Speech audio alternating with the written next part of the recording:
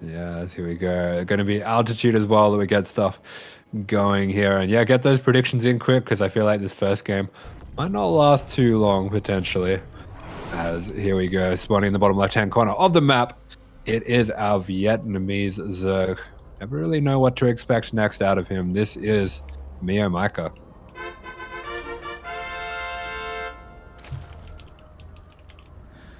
And spawning in the top right-hand corner of altitude, we have his opponent. We have the Ukrainian Zerg player representing Berserker Esports. It is DIMAGA.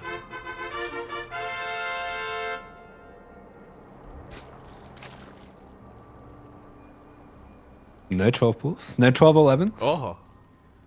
Oh, they're crazy on altitude. They want to play StarCraft. They want to play StarCraft. Yeah, for now, we do see a hatch first here from DIMAGA. Meanwhile, on the other side, MeomaikA going for a pool first opener as well. But this is a regular pool first, and you were kind of alluding to it earlier about how much like flexibility this can give you in some of the other matchups. Here, I would just straight up say this is kind of a safe opener from MeomaikA.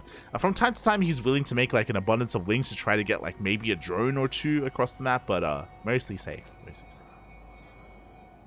Yeah, I mean, this is just kind of his standard opener. It can hide aggression or it can just be safety. It can be more of a standard macro opener as well. I feel like a lot of the play of MeomaikA revolves as well around denying scouting. So just getting those extra early lings and the extra early queens can sometimes be a big difference for him. Oh, yeah. Yeah, it really can be. Also, the chat is catching up, and I see Furajin in the chat. Oh, I can get my 1.5 hour replays, is what you're saying. Oh no. How do you have 1.5 hour replays? Don't have this kind of patience. I don't know how people play games like this. It's like, oh my god, Supernova, is that you? Is that Yeah. I play like 5 games in that time. Oh my god. Look, there are games out there that get really intense, okay? You know, sometimes the players, they're turtled up on 2 bases, and they're just going to stay there, and they're going to make lurkers, and make spores, and what can you do? No. Don't remind me.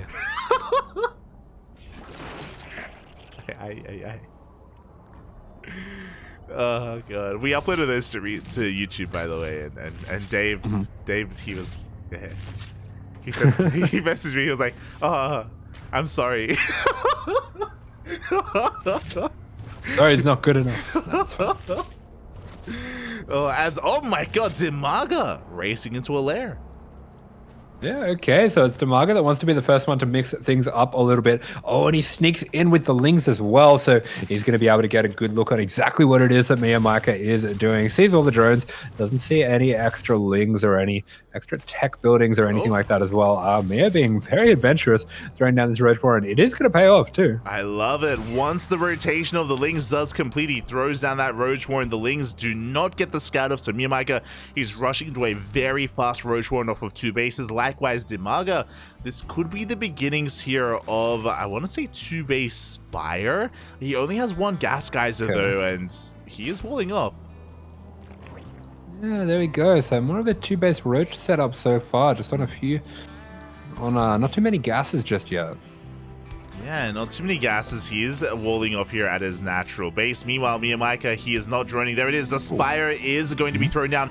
Every single gas geyser is being taken here by DIMAGA. So 2-base meter from our blue Zerg. Meanwhile, MeomaikA looking to be the aggressor here, but it's kind of difficult to try to break into a 2-basing player to try to break this natural. Yeah, for sure. So there we go. MeomaikA going to be throwing down a 3rd behind this.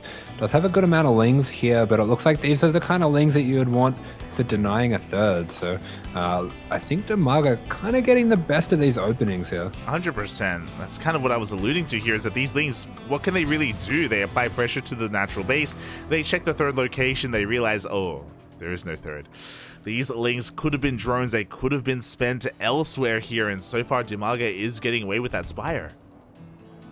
Let's be real, they were never going to be drones. You're not wrong. You're not wrong. Yeah, the MeomaikA links, Papi. They're always going to be links. Oh. They were born for this. We do have MeomaikA just clearing out some of the overlords around the base as well. So just clearing out some of that vision. himself nice and comfy, but yeah, it's not going to be too long before these mutas start to come out, and he's going to have to pull back his own overlords as fast as he can. Yeah, exactly. There are so many overlords out on the map as well, so much free damage available here for DIMAGA. He's not over-investing into the mutas. I love that he's working on roach speed, and +1 range as well is showing this to MeomaikA. So for all he knows, it is 2-base roach. Meanwhile, the queen, I think, is barely going to go down. Up. Oh. Yeah, some nice little shuffling from DIMAGA, starting to sneak some of those lings in there to soak up extra damage. But there we go, the mutas have been revealed. So Overlord's going to be starting to go down. What is the response from MeomaikA? We see a couple of spores going down, but no Hydra Den or anything like that just yet. Yeah, exactly. I'm worried though, because the queens are adventurous. They hunt out another overlord. They need to race back home to defend against these mutas as the second overlord of MeomaikA goes down. A bit of a supply block as well, as DIMAGA is looking for more damage. These spores not quite done in time. We could still get some drones. Oh. Yeah, muta's gonna be going in. I love this little overlords booping between the bases so that we can get the spores up in between as well. Looks like MeomaikA, apart from the extra spores, not going to be going too crazy overcommitting, kind of calling the bluff of DIMAGA. Yeah, I do appreciate it here, especially because I guess he did take note of the upgrades that were on the way. Meanwhile, we get a full surround. That is a cancel on the third base of DIMAGA. He was not able to keep it on, to hold on to it, as he even may lose a queen. Yeah, wow, finds the damage, takes out that queen. Very cute little snipe there from Mio. So despite the fact that he's not really meant to have any map control with mutas being out, he does still find some damage and slows down DIMAGA. Does slow him down. Meanwhile, behind this, upgrades are on the way. MeomaikA still committing here to his own roach aggression. He also has roach speed as well. So we're going to be meeting here with the roach v roach, with MeomaikA having quite an economy behind it. Yeah, it feels like MeomaikA got a very healthy lead on those roaches here. He's going to be continuing to push back the mutas. Probably noticed by now that not that many mutas, so I'm sure he's put together that DIMAGA is, at least for now, done with those. Yeah, definitely. In DIMAGA, he's just straight up behind as a result. Like, he just cannot get this third base up and running. It was canceled earlier. He just doesn't have the economy to keep up with his opponents. As a result, MeomaikA, he's going to hit a pretty nasty 2-2 timing here, as 2-2 is on the way, as opposed to the 2-1 of his opponent. Yeah, I'm not really sure how the math works out here, if that changes the roach fight at all, but I suppose it does make the roaches a lot more sturdy against these mutas if they're still around. Yeah, exactly. It will help soak up some of those glaives that do bounce off the said mutas, as it looks like they're going to be finding a queen here in the main. At the same time, here we go, MeomaikA is pushing out across the map. Has to be careful to overextend though, as he may end up bleeding out some of these roaches. A bit of a strange split there as he does charge on up. Fantastic positioning for DIMAGA. I'm not sure about this for Mio. He needs to back off. That was a beautiful concave on the ramp for DIMAGA. So yeah, Mio, he wants to make this timing work, but he can't force it if the position's not there. Yeah, exactly. Even with superior numbers, he just can't force up this ramp up into a concave as well. DIMAGA does have the defender's advantage, the positioning advantage, as 2-2 is still not kicking in for MeomaikA. He doesn't want to hit an anti-timing. He doesn't want to attack without that. Yeah, that's right. But the 2-2 is close. It is coming in. And the supply is looking pretty healthy as well. He does have a fourth coming too, so feels like Mio kind of just strictly ahead. Yeah. Does seem to be the case here for the time being. We'll see if DIMAGA can somehow outtrade him, bearing in mind that MeomaikA does have a pure roach army, so these Ravagers do add some complexity to the army of DIMAGA, as the fourth base is going to go down. Yeah, fourth base is killed. DIMAGA waits for that to come up, runs on in, denies it, and Mio not going to be able to do too much about that, but there we go. The 2-2, it is finished now, and what is he going to do with it? Yeah, here we go. MeomaikA is a little bit supply blocked. He's moving out across them. He was going to try and cash this army as well. It looks like he will. He does now have the better concave. Yeah, he just charges straight on in, and he has no Ravagers, so these roaches is going to be churning through all of these units here for DIMAGA. The biles are good, but MeomaikA with just a slick little movement gets out of the way. All roaches fighting all roaches, so the concave doesn't really matter too much here, but is it's just going to be an even trade in the end. MeomaikA comes out pretty far ahead on the supply, though. Yeah, exactly. Like, MeomaikA just had the better bank behind this to resaturate or to reform his army. He had the better engagement, just sidestepping those biles, as you were saying, and now he can move that across the map. Unfortunately, he doesn't have a fourth base, and we can see Muta's here in position to deny a fourth if it does get thrown down.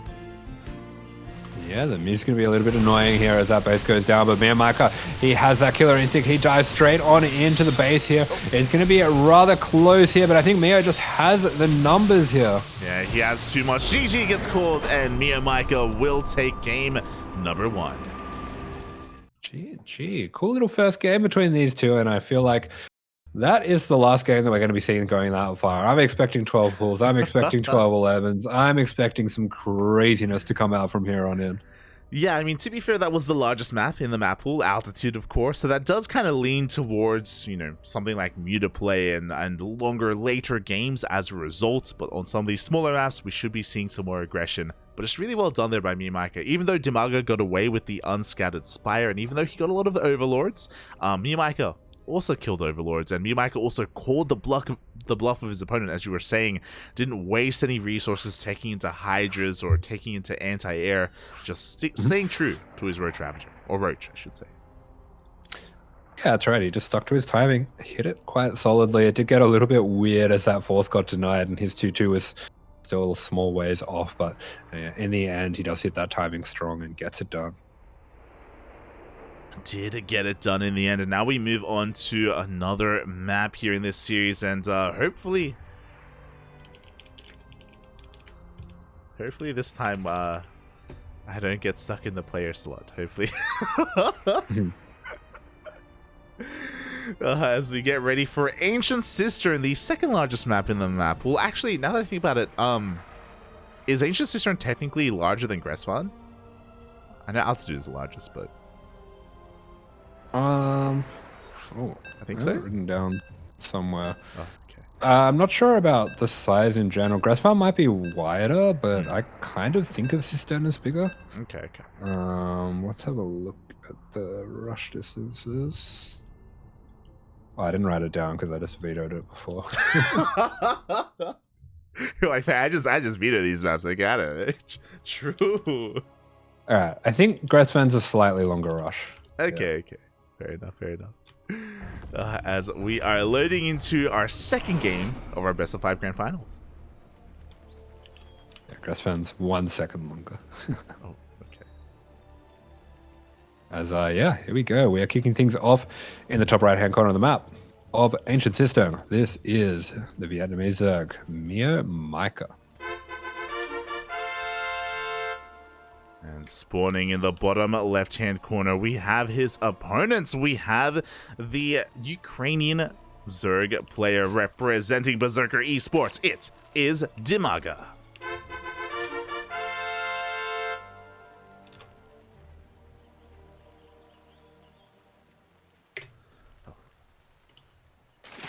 Oh boy, and again, because this is one of the larger maps in the map pool, I expect to be seeing some more standard openers here. Oh, okay. We do see hatch first from both players. MeomaikA second guessing himself for a second there, but no, does take the expansion.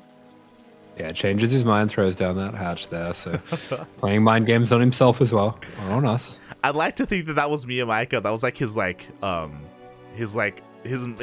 muscles, like his instincts were telling him like, throw down a pool. He was like fighting against himself, just to throw down that hatchery instead. Especially compared to the last game, right? Like hatch first this time. Yeah, okay. Both players going for the hatch first, and you're gonna have to see who can kind of trick the other in a bit more of a standard game here. We have been seeing, MeomaikA earlier today as well going for hatch first, so he's not afraid to get a little bit further into the game. I mean, his bag of tricks runs deep. I feel like he's not really limited by any particular start. He's a very creative player. Yeah, we can see that MeomaikA is willing to be creative. He's willing to be a little bit crazy by going for a hatch first like this. So it's really cool to see him just exploring other options in the game and being more economic as a result. As standard openers all around here, initially, I should say. As I say that, MeomaikA, actually, my apologies, did DIMAGA. end up... Oh my god, DIMAGA. Going for an Evo Chamber. Let's go. Yeah, this is something that I'm kind of used to seeing Mio do, but it's DIMAGA instead going to be delaying his ling speed a little bit and going for a fast Evo. So this could potentially be a ling all in here. Oh, could potential. Hashtag relate. Yeah. Amazing. He's like, take your time, Bobby. Take your time. Take care of your Pat him. Feed him. I can wait. Hashtag relatable. It looks like DIMAGA's just taking care of his cat. You know, maybe it got an adventurous, jumped on the table or something. You know, it happens. It happens. Has Rufus ever has Rufus ever like, I don't know, done anything like that while you're playing? Not just like, all the time. Okay, yeah. Has he ever pause spammed your opponent? Has he ever? No. Okay. But he does. He does like sitting on the spacebar. I don't know why. Okay. Often I'll come back home, and if I left Discord open, they'll just be like max character limit of spacebars. I'm like, I think Rufus is up here. Does he rest his paw on the spacebar or his head, or how does that work? And he just like lies on it. Like he sits on the table and he just like sits on the spacebar. He just rolls over onto it. Fair enough. It's comfy. It's comfy. Yeah. But yeah, DIMAGA just, you know, making sure everything is okay on his end. And there we go. We are diving back in. The cat's issues have been resolved. The cat has been pet. We have confirmation. Good guy, DIMAGA. Yeah, and there we go. Getting back into it. And yeah, it's going to be Carapace. Interesting. Right. So that's a layer. I was about to say, things are popping off all over the place. So MeomaikA does skip link speed and goes straight into that lair. Likewise, DIMAGA delays his own link speed to go into a faster +1 carapace as well. This can lead into a very interesting aggression from DIMAGA. As you can imagine, +1 carapace does mean that the baneling's going to be less useful defensively for Mio as the links slip in. Yeah, the Lings are going to be getting in, but they're not going to the main. They are fighting here at the natural. We do have one getting split off in the main. Great decision there to make sure that he gets the scout over potentially an extra drone kill. Oh, there we go. We get confirmation of the 2-base lair from MeomaikA. He saw what DIMAGA did with his mutas. He's like, nah, I'll show you how it's done. I'll show you how to do it right here. As the jig is up, DIMAGA is aware of what MeomaikA is up to. As MeomaikA even throws down a safety spine crawler. Okay, very interesting. Maybe recognizing that he is being a little bit greedy and that if that is put together, there could be some pressure coming down upon him. So he is going to be taking the safe route here. Does have that spire coming up as well. So interesting to see if he actually uses that as well, now that it's been scattered. Yeah, as the Ling is slipping in and looking for confirmation, this could be 2-base Roach, it could be 2-base Nidus, but the Ling does barely see and get eyes on the spire. Does he cancel it? It's a hard call to make. I think MeomaikA doesn't go mass muta. I think upon seeing this, he probably just makes mutas for map control, right? I want to see him make one muta. It's possible. It's possible. As back at home, DIMAGA is getting ready for his own aggression, cutting workers very early on and going for a massive Ling Flood. +1 carapace is kicking in, and DIMAGA is sending everything across the map. Yeah, monstrous Ling Flood coming in. Looks like he's getting +1 range behind this as well, so he's preparing for potentially this game to go on a little bit. So this is, you know, maybe not designed to completely kill, but there is potential for a huge amount of damage here. Oh my god, the Lings, they flood into the main base. There's nothing at home to defend. The Queens get surrounded. The drones are forced off the mineral line as well, and this is just so much damage already. Yeah, literally nothing. The mutas are going to have to save this, and the mutas are going to take so long to kill Lings here. MeomaikA being forced to fight with all of the drones. Nice drone drilling, but there are just too many Lings here. The drones are all going to be going down. They are so low, but wow, actually quite a lot of them going to be surviving. We just don't have that critical mass of Lings. Yeah, but that was 16 drones. An entire mineral line just went down. Suddenly, the economy here of MeomaikA is non-existent. He's going for a massive counterattack across the map. He has 7 mutas to his name, which is enough to maybe deny the 3rd base, but MeomaikA has got a lot of droning to do. Yeah, he's got a lot of droning to do. He's got a lot of damage that he's going to need to do to tie things up here. It looks like actually clearing out some overlords and committing to some Lings as well. So he might want to go a little bit more aggressive with the Lings and with the mutas. He's actually dragging a good amount of army out of position, but It might be enough here. It looks like Mio, he wanted to maybe try to catch some of those queens, but 3 queens are enough to keep MeomaikA back. He goes for overlords instead, and DIMAGA is one to go into and tech into hydras, as the hydra den is already completed and hydras are on the way. Yeah, that's right. DIMAGA getting a little bit supply blocked here as well by Mio taking out these overlords. He's going to be setting those roaches across for some counter damage, but yeah, Mio trying to see what damage he can find here. Yeah, he gets 2 drones, which isn't too bad, but oh my god, there are plenty of queens here to shoo away these mutas. Meanwhile, roaches do go for a massive counterattack. What do we have at home to defend? We have a full wall off, we have a spine crawler, we have a couple of roaches as well. MeomaikA should be okay, especially with the mutas turning around, but no, the mutas, they don't turn around.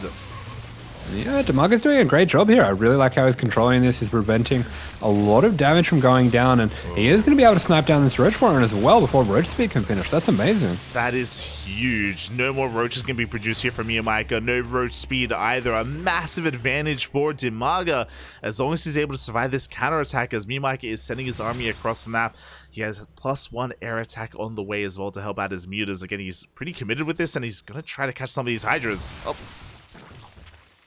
Yeah, the Hydra's going to be trying to push away the mutas. Mio controlling these very well, hasn't really lost too much, has gotten a little bit of damage, but I think he would have been hoping for more. And yeah, there we go, one of the mutas going down as well. Feels like the time for them to get any damage is pretty much past here.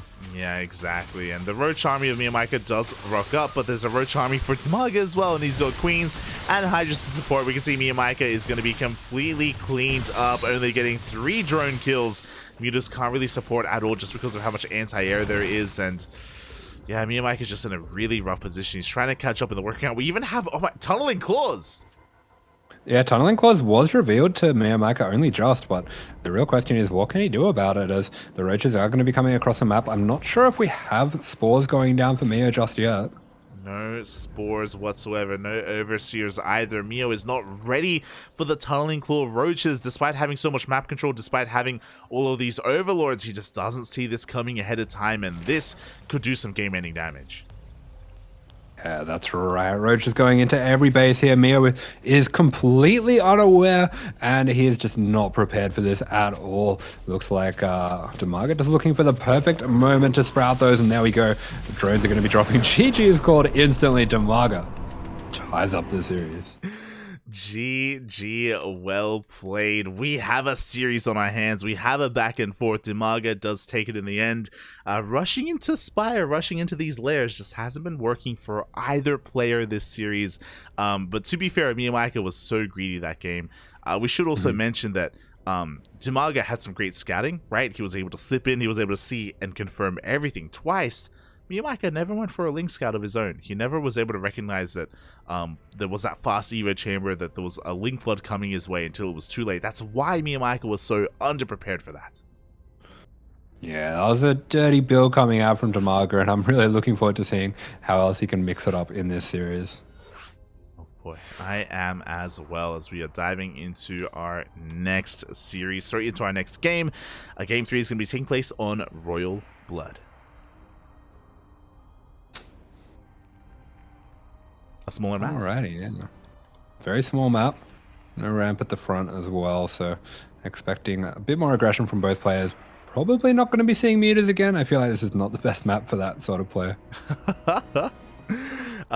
Probably not. Probably not. But it is going to be better for some faster spawning pools. We'll see. We'll see if either one does bite at the chance to go for a link flood. DIMAGA did go for one, I guess, technically, in the previous game. We'll see what our players have in store for us here in game number 3. I haven't seen a 12-pool drone pool in a long time. Oh my I remember gosh. Rogue used to do that a lot. Yeah. Like a lot. Yeah.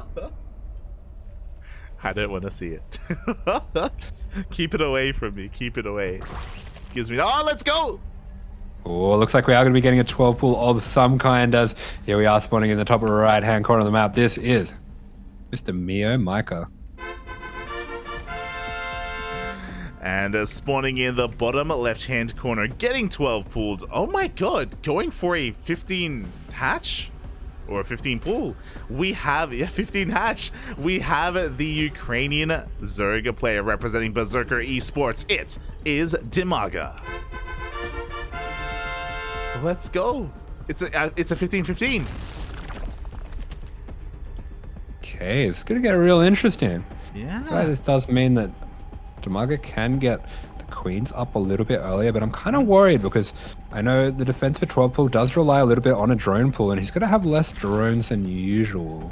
True, very true. So this is an opener that Eric used to do quite often as well in ZvZ. Because of this, as you did mention, it does mean faster queens, it means faster lings, just because it's not a hatch gas pool opener, as we do see another extractor trick.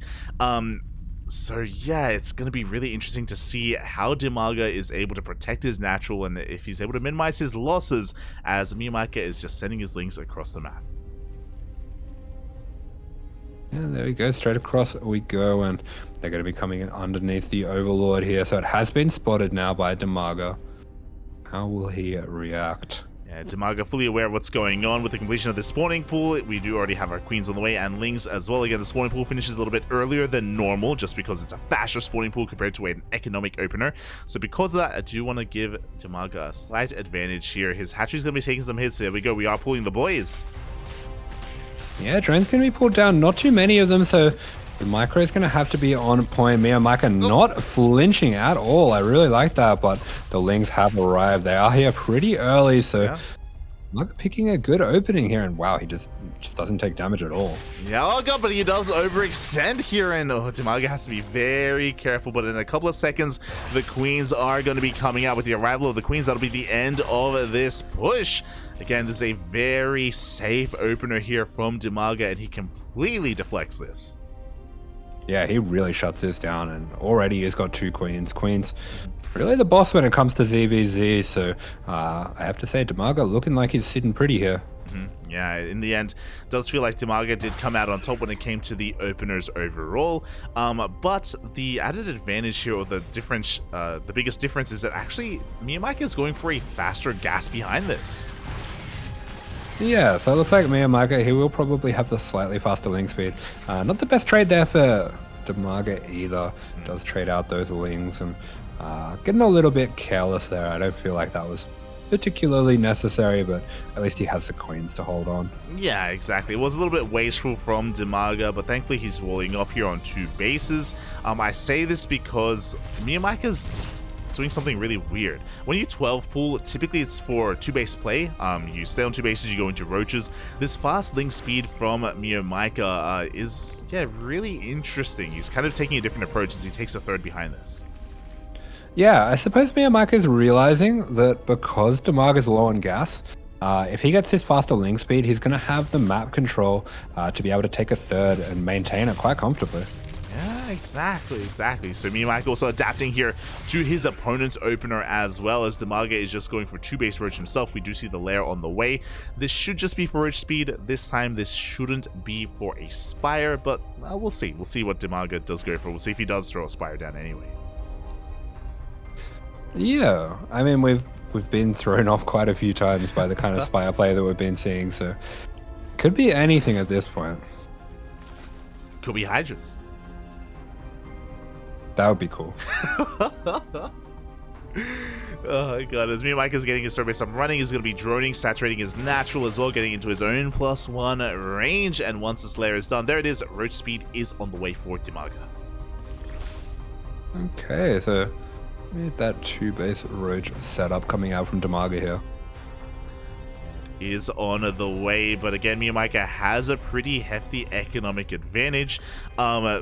In saying that though, hopefully he doesn't drone up too much, which is really weird to say when I'm talking about MeomaikA, but he is droning up quite a lot here on these three bases, and that he is going to be quite vulnerable to this attack from DIMAGA, because DIMAGA is cutting workers at 38. He isn't taking a third base, he's amassing roaches. Yeah, it doesn't have that second Evo either, so it looks like he is really going to be trying to go for a big one knockout punch, and Meo not too urgent to get his scouting done here. I'm a little bit worried. Yeah, MeomaikA is going to be cutting workers at 51, which is quite a lot, and of course he's going to be able to produce a larger army as a result. We can see, I love this from DIMAGA. It looks like he was trying to avoid the Overlords, but no, he is going to barely be spotted by the Changeling. Yeah, but I feel like he does still stop most of these roaches from being spotted. Mio's going to be firing up a big round of roaches himself, but this gets a little bit risky just because there's no creep between the bases. There's no roach speed for quite a while, so Mio's going to have to be really on point with his decisiveness when it comes to taking engagements. Definitely, and it's not a good start as the queen goes down. We can see DIMAGA trying to force his way forward. He does have the upgrade advantage. MeomaikA has the defender's advantage, and with that, he is forcing DIMAGA back. MeomaikA was able to start roach production just in time. DIMAGA is working on +2 range behind this. Needs to get damage done now, but it looks like he just doesn't have enough. Yeah, we talked about decisiveness, and Mio does not flinch as these roaches come on in. He is just committing to this fight, and that is exactly what you need to do here when you don't have that roach speed advantage.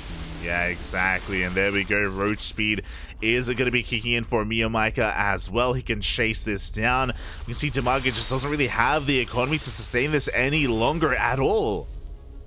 Yeah, Roach is being shaved off here. A little bit of an awkward angle, so one more is going to be taken out as well. And yeah, like you were saying, MeomaikA producing off 3 bases now against the 2 bases of DIMAGA. He's going to be able to just outpace him, especially if he can force trades like this. Yeah, exactly. And you can see that DIMAGA, he's bleeding out quite a lot. It looks like he's going to barely force MeomaikA back, but all MeomaikA has to do is just consolidate his army, just bring his reinforcements together here. DIMAGA will have a +2 timing, though, in a moment. Before that really does kick in, though, like, I still want to give a bit of an advantage to MeomaikA as he's being forced back.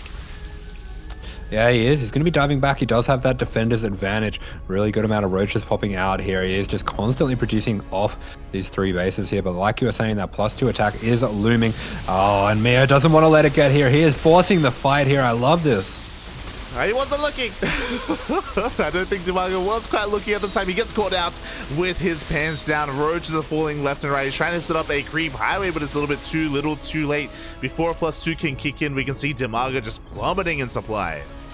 Yeah, lovely trades from MeomaikA, and with all of these roaches getting traded out, that +2, it's really not going to matter too much at all, and he wants to end it right now, but we still have some pretty good defender's advantage for DIMAGA. MeomaikA just trying to make sure that he can keep his finger on the pulse of this game. Yeah, exactly. Just backing off, waiting for the rest of his roach boys to rock up as well. And again, DIMAGA, I'm sure he was hoping that MeomaikA was maybe joining up a little bit too much, or maybe hoping to keep that push hidden from the overlords. But alas, MeomaikA has got eyes on everything. And now he's here with his own army as well. +2 does kick in, but +2 is not going to be good enough. Yeah, the numbers just too much in favor of MeomaikA. There's just not enough here to make use of that +2. Looks like Mio's got it done. GG is called, and he stands on the brink of winning Sparkling Tuna Cup number 33. GG, well played. Uno mas, papi. One more game is all that MeomaikA needs to be this week's champion. Meanwhile, DIMAGA needs this next game here to force the ace match, to bring it all the way to game number 5. Oh boy. And yeah, I just love how technical this is as well. We haven't really had a standard straight up ZvZ yet. Like, both players have been really adventurous with a lot of their openers, with a lot of their tech. Yeah, absolutely. Wouldn't expect anything less from these two players, but it is definitely interesting to see DIMAGA doesn't really want to take the more defensive role and play to the mid game like he does in the other matchups. He's being a bit more decisive and aggressive here. He really has, and we just saw MeomaikA go for a 12 pull. Now is it DIMAGA's turn to 12 pull? He's shown us that he's willing to do so, at least against Protoss, or at least some kind of 12 pull variations. Is it his turn? Is he willing to risk it all here, especially on match point?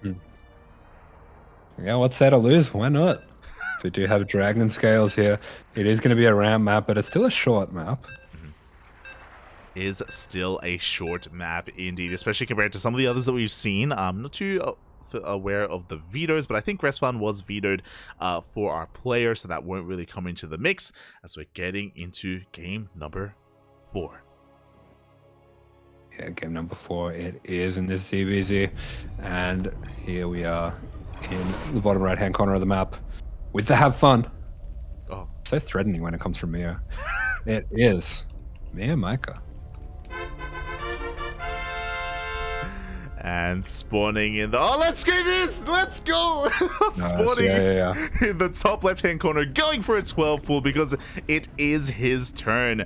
Representing Berserker Esports, it is DIMAGA. Forget about it. We don't care. Yeah. We're going out in a blaze of glory. No fear, but mate, with the amount of experience that DIMAGA has under his belt, you think he's gonna be afraid of cheesing when he's on match? But nah, Papi, let's go. I mean, he did it against Night Phoenix as well, to be fair. Like, it was the ace match, and he was willing to be hyper aggressive then as well. As, oh my god, Mio goes for a pull first. Ooh, yeah, MeomaikA kind of rolling the dice and rolling high this time as well. Is going to be getting the best of these build orders here. We do sometimes hear that ZvZ is a bit like a poker match, kind of both players just kind of predicting what the other player is going to be doing, making little gambles here and there, trying to get the advantage. Oh, it's going to be a drone pull. I got what I wanted. He was listening to the stream. He heard you, Papi. He heard you.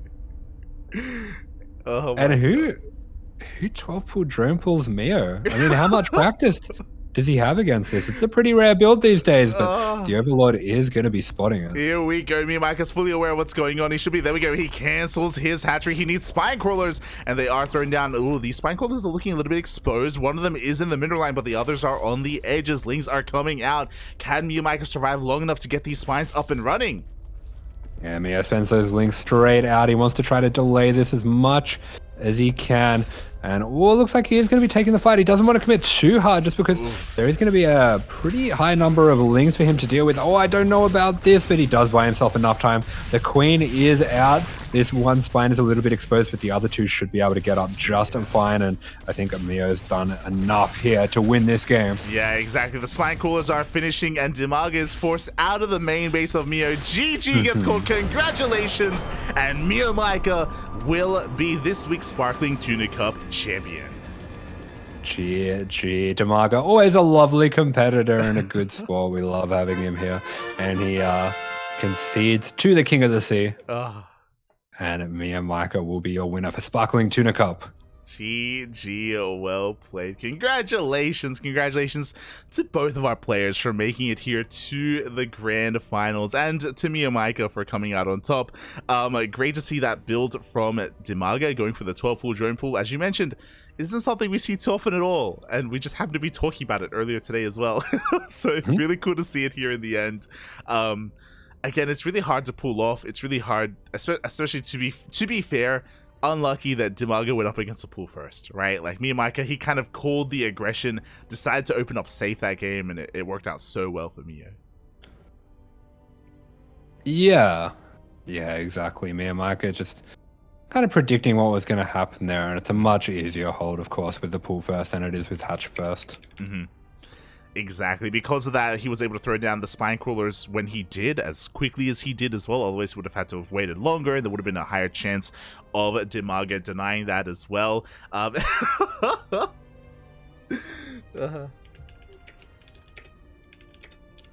yeah, GG, well played. Hope everyone had a great time. Hope you had a great time as well, Asher. I know we haven't casted too often recently, especially because WTL is on hiatus. So thank you for jumping on. Yeah, scrappy ZvZs. That's what I want to see. Nice quick ones. Yes. Hey, that's the kind of ZvZs we get here. Okay, you always complain about, oh my god, Roach v Roach. But we don't get that here on the Cranky Ducklings, unless we're casting European tournament. But look, it's fine. We don't. Don't worry about these guys. They got my back. Yeah, DIMAGA especially. Oh yeah, no, DIMAGA is always really fun to watch. Big fan. 100%. Big fan as well. Big fan. So GG, well played. Congratulations to the King of the Sea, to MeomaikA. Oh boy, as we had quite an event today. Quickly checking the bracket, going over the tournaments. We had a stacked tournament here. A lot of debuts, players that we typically don't see. Shout out to both Vindicta and Future for rocking up this week. Really did give us a wide array of styles, especially Future as well. So I'm happy that I was able to cast Future at least once with you, Asher. It was a lot of good fun. Yeah, I want some more Future. But that of course isn't it for today. We do still have the replay cast for Frost. We do. Very quickly, if you want to support the players here of the Sparkling Tuna Cup, Matcherino is the place to be, or Patreon as well. So if you're interested, you can support us on Matcherino and Patreon. Otherwise, thank you so much. Shout out to Chileno Singaporean for resubscribing for 30 months. Oh, poderoso. Oh, poderoso, carajo. Thank you so much for resubscribing, for supporting us for so long. We appreciate it. Hope you enjoyed the broadcast. And personally, again, special shout out to some of the players we usually don't see. Players like Rostock, Future, Vindicta. I'm a little bit torn. Part of me wants to say, like, hopefully we get to see more of Vindicta. But I also know these are like deep degen hours, you know. Like I don't know if it's good for him to play in this tournament. But I appreciate it nonetheless. I appreciate it. Yeah, he should sleep. He should sleep. Future though, because he's in Korea, he doesn't need to sleep. He can play in this every time. Oh yeah, I keep forgetting about that. Yeah, he's been playing it a lot too. Oh yeah, he really has been. So with that, we are going to be wrapping up our tournament here. Thank you so much, everyone, for tuning in. We are going to be going on a short break. When we return, we will be live here with a bit of a replay cast from one of our viewers. For those wondering, we do have point redemptions on our channel. We do have a couple of things that you can redeem, and one of them is a replay cast. So we can cast one of your very own replays from your ladder sessions, or from maybe even a tournament that you played in. So we can cast that for you if you wish. We do have a bit of a limit. We don't want to, go too much over time, but yeah. We can cast your replays. We can cast them. Yeah, we can roast you. Oh. If you want. We'll try and be nice. Aye. I'm promising no such thing. Oh, God. So yes, we are going to be going on a short break. Again, if you also enjoyed this tournament, you can, this is a bi-weekly, which means every 2 weeks. Every 2 weeks, we do host the Sparkling Tuna Cup, so we got you covered there.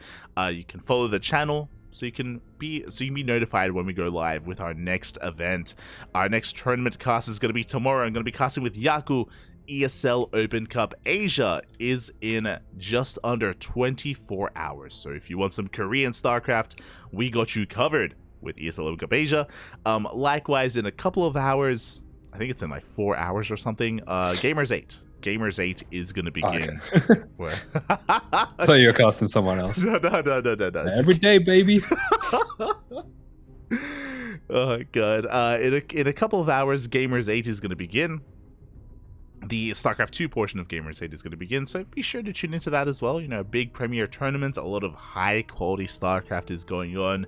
It's going to be Clem versus Raynor and Solar versus Cure. Oh, some juicy TVZs. I'm sure there's going to be some banger of matches going on there, so look forward to it. Asher, do you have anything you want to say for the people that may tune out now that the pro StarCraft has ended and we're going to get a little bit rowdy? Nothing nice. Nah, you don't have to stay and watch Frost. It'll be a good replay, but you don't have to. Yeah. Hope everyone enjoyed the StarCraft, the Ukraine Derby. Oh. And yeah, if you want to see weird and wonderful StarCraft, you know where to find it. We're going to be here. True. We're weird, we're wonderful. We have cats. We have Rufus. Sometimes. Yeah. Maybe you'll get some Rufus cam soon. True. I started sleeping again, so my camera might come back. What does that mean? What time are you going to sleep recently? Are you sleeping like pre 3 a.m.? Is that? Yeah, I have been. Yeah. Oh, look at that. Crazy. You're crazy, Poppy. You're crazy. Character development. That's what we call that. Yeah, growth. You're becoming a human. Let's not go that far. If you're interested in World Team League and WTL, that is still a ways off. I say that. This weekend, Friday, Saturday, and Sunday, the 11th of August, is when World Team League returns. So, enjoy your sleep while you can, Asher, because WTL is coming back, baby. Let's go. Otherwise, thank you so much for watching. Thank you so much for tuning in. We're going to be going on a short break. When we return, viewer replay cast. See you then. Let's go.